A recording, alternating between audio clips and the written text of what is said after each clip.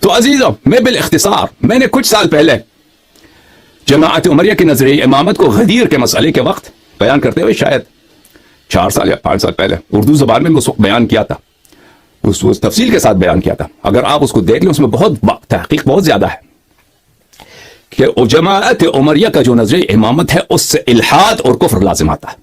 اور یہ باتیں میں جو کہتا ہوں یہ کافی باتیں جو ہیں اس میں اہمیت ہیں اور بڑی باتیں ہیں، لیکن میں یہ سب باتیں دلیل کے ساتھ کہتا ہوں اور یہ سب باتیں میں ان کے اپنی کتب سے ثابت کرنے والے آدمی ہوں. میں ایسا نہیں ہوں کہ میں ادعا کروں اور کتاب ایک بھی نہ دکھاؤں.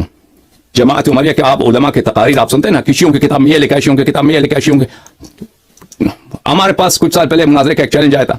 ہم نے کہا تھا ہماری شرط یہی ہے کہ آپ جب بھی ہم مناظرہ کریں گے، انہوں نے کہا آپ لندن آ جائیں. بھائی مناظرہ کرنے کے لیے امریکہ سے لندن جانا آسان نہیں ہے، چل ہم کوئی ضروری بھی نہیں ہے. آپ لوگ خود روزانہ مناظرہ کرتے ہیں، یہی جن لوگوں نے ہمیں بلایا تھا خود وہ روزانہ مناظرہ کرتے تھے، کس آن لائن مناظرہ کرتے ہیں. جب ہماری باری آئی کہتے ہیں آپ لندن آ جائیں.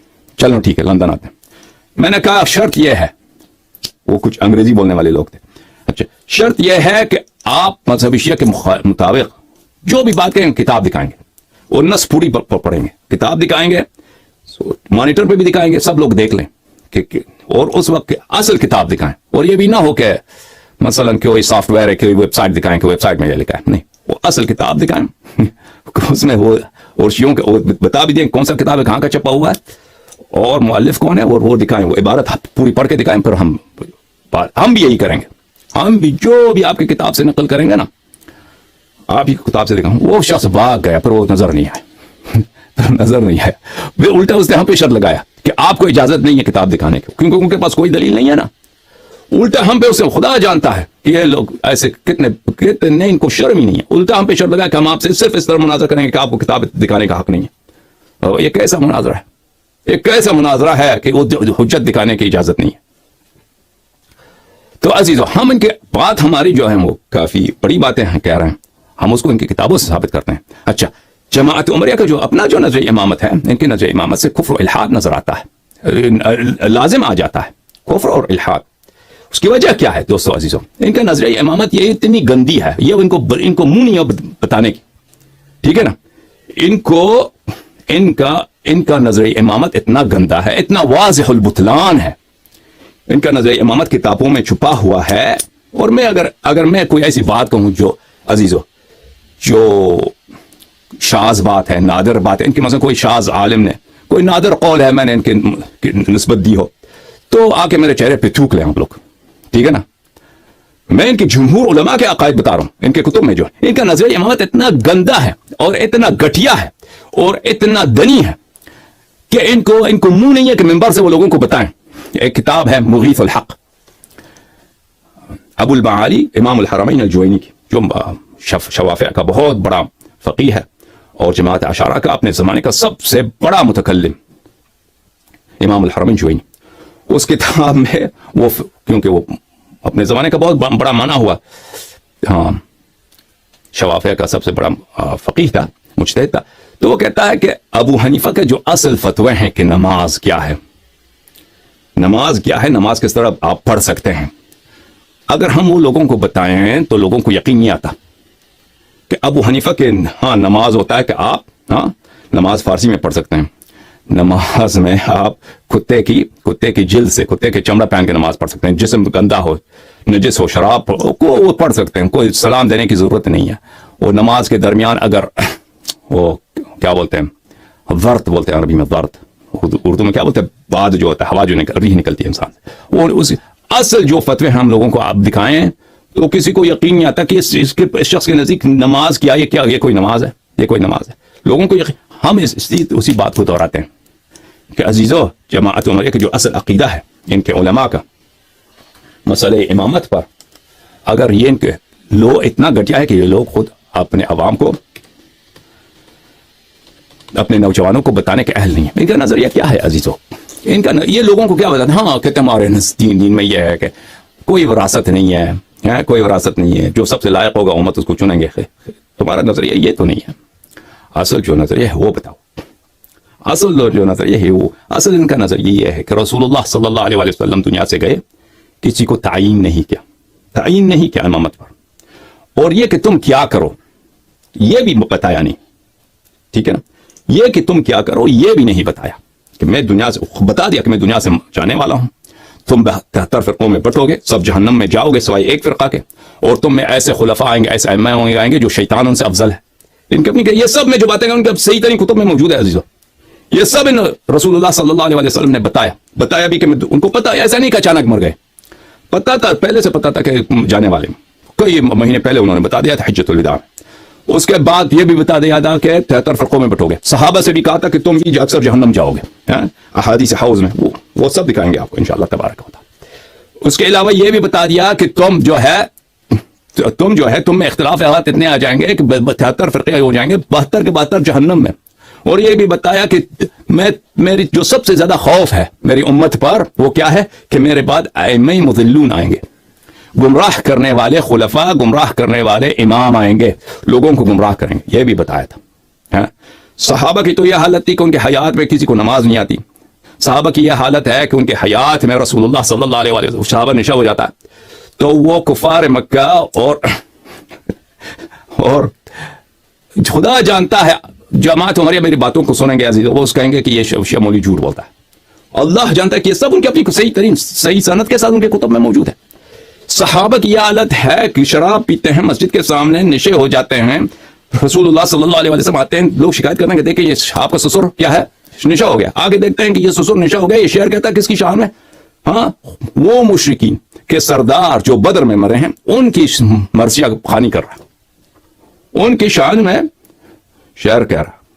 صحابہ کی یہ حالت ہے میرے عزیزوں کہ رسول اللہ صلی اللہ علیہ وآلہ وسلم غزوہ تبوک سے واپس آ رہے ہیں، فرماتے ہیں کہ یہ پانی کا چشمہ آ رہا ہے، یہاں پہ پانی پینے کے کوئی نہ جائے، یہ میرے کوئی سنتا ہی نہیں ہے، جب تک میں یہاں پہ اتر نہ جاؤں پانی نہ اٹھاؤں، کوئی نہ، سب جاتے ہیں، الٹا وہ یا چلو پانی پیاس لگی تھی، رسول اللہ صلی اللہ علیہ وآلہ وسلم کو قتل کرنے کی کوشش کرتے ہیں، قتل کرنے کی کوشش کرتے ہیں، نام بھی معلوم ہے کہ کون سے تھے، ٹھیک ہے نا۔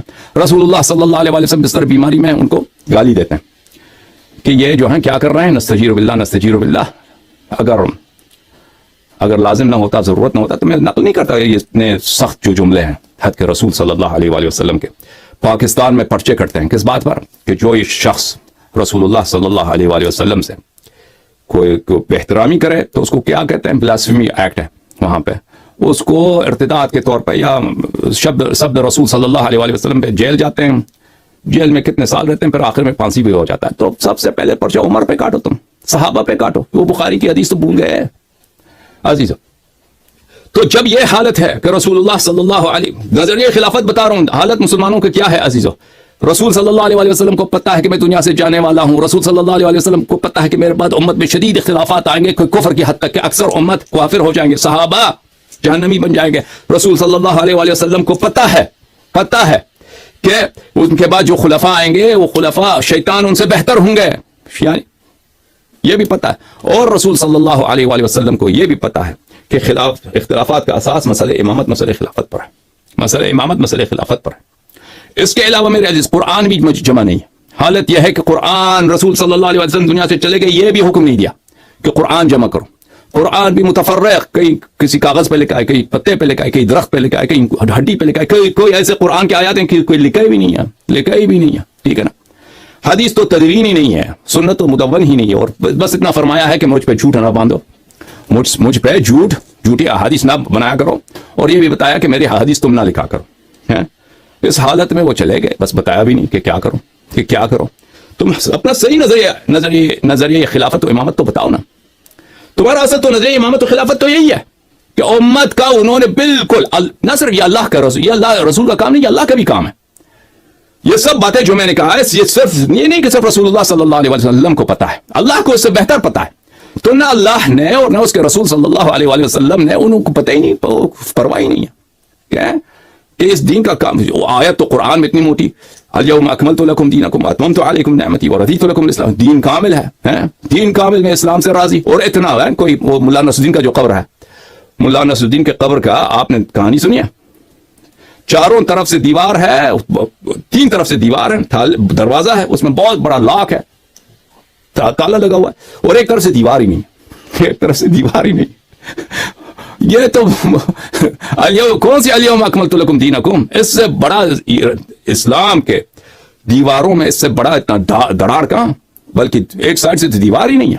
وہ سب سے جو اہم قضیہ ہے امامت و خلافت و جانشینی کا، کہ ابھی تک اس مسئلے پہ اختلاف آ رہا ہے، اور ہم سب کو پتا ہے کہ جس مسئلے پہ بھی ہم مسلمانوں میں اختلاف ہے، اگر توحید میں اختلاف ہے، صفات باری تعالیٰ میں اختلاف ہے، اسماء میں اختلاف ہے، صفات انبیاء، سیرت رسول اللہ صلی اللہ علیہ وآلہ وسلم، اصول دین، فروع دین میں اختلاف ہے، تو اس کا اساس مسئلہ امامت و خلافت پر ہے. تو اس مسئلے کو تو ادھوری چھوڑ دیا نا. یہ دیکھو، یہ کہتے ہیں کہ ہمارا عقیدہ یہ ہے کہ امت اختیار کرتا ہے، جو سب سے اچھا ہوتا ہے امت راضی ہو جائیں گے، کسی سے بیعت کریں گے. تو اس کی حدیث دکھاؤ نا. اگر واقعاً رسول اللہ صلی اللہ علیہ وآلہ وسلم دنیا سے چلے گئے اور یہ بتایا کہ بھئی کسی مصالح کے بنا پر اللہ نے فرمایا ہے کہ تم تعین نہ کرو، اتنا اہم مسئلہ ہم بیان، تو تم انتخاب کرو، تو وہ بھی تو بتاؤ نا، وہی دکھاؤ ہمیں. وہ بھی تو نہیں بتایا. چلو مان لیا کہ اختیار پر ہے، تو ابو بکر کو کیا مرض لگی تھی؟ ابو بکر کو اس کو کیا بیماری تھی کہ اس نے اپنے بات نصب کر دیا عمر کو؟ اگر اختیار پر ہے، اگر الیکشن لڑنا ہے، خلیفہ جب مرتا ہے تو اس کے جانشین کی الیکشن ہونی چاہیے، تو عمر کی خلافت کی کیا توجیہ ہے؟ اس کی خلافت، اس ابو بکر کی اس خلافت کی کیا؟ یہ سوائے یہ کہ اس نے مخالفت کی ہے ایک حکم رسول صلی اللہ علیہ وسلم کے. لیکن بات تم صحیح بتاؤ کہ حکم رسول ہے ہی نہیں اس مسئلے پر. بس کلی آیت ہے وَأَمْرُهُمْ شُورَىٰ بَيْنَهُمْ، مسلمان آپس میں مشورے کرتے ہیں. وہ تو مشورے کرتے ہیں، ہم مسئلے خلافت کی بالخصوص بات کرتے ہیں. اس مسئلے پہ اتنے خون بہ رہا ہے آج، خون اس مسئلے پہ آج بہ رہا ہے مسلمانوں کا. ہر لوگ اتنے گمراہ ہو گئے. کیوں؟ رسول اللہ صلی اللہ علیہ وسلم سے آپ کے پاس کوئی حدیث ہی نہیں ہے. ٹھیک ہے نا؟ اللہ سے کیوں کوئی نص نہیں ہے آپ کے پاس؟ آپ ادعا کرتے ہیں کہ آپ کا دین کامل ہے. دین کامل ہے، اتنا بڑا دراڑ، اتنا بڑا نقص جو سب سے اہم ہے، جس کی وجہ سے امت ضلالت 72 فرقے جہنمی بن جائیں گے. فرمایا کہ میں دجال سے زیادہ جس بات کی مجھے خوف ہے ائمۃ المضلون کا.